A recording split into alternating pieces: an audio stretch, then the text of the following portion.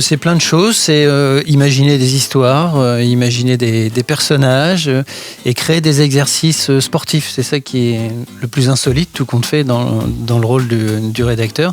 C'est de mêler le sport à une histoire immersive. C'est peut-être ça qui est le plus difficile d'ailleurs.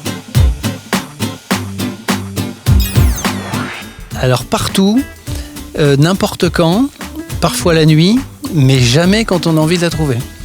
C'est le syndrome de la page blanche. En fait, des fois, il faut 3 heures pour imaginer le nom d'un personnage, et puis des fois, ça nous vient parce qu'on est en train de faire du running ou autre chose. Donc, en fait, l'inspiration, elle se trouve dans le monde, en observant les enfants, en regardant les médias, en lisant des histoires, n'importe où. Alors, moi, j'ai un petit tips que je peux donner, c'est que j'aime bien de temps en temps y mettre des petites références un peu old school pour les parents.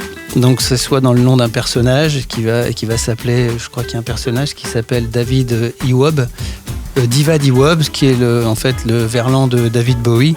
Et en fait, je place des petits trucs comme ça dans les histoires pour parler aux adultes. Beaucoup de parents m'ont dit « c'est fatigant quand même ». Parce que forcément, les parents bougent aussi. Et en général, les enfants qui écoutent une aventure veulent en faire une deuxième après parce qu'ils ont beaucoup plus d'énergie que les parents. Et voilà, c'est le principal retour. Et puis là, cette petite magie d'entendre les enfants parler du personnage que vous avez imaginé, c'est toujours gratifiant.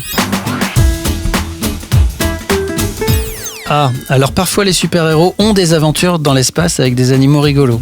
Donc c'est pas facile de répondre à cette question. Moi j'aime bien j'adore les animaux parce que je trouve qu'on peut leur donner des voix alors qu'on n'entend jamais un animal parler. Donc ça c'est rigolo et ouais, je crois que c'est ce que je préfère. Et j'ai pas vu passer le temps. Ça c'est chouette.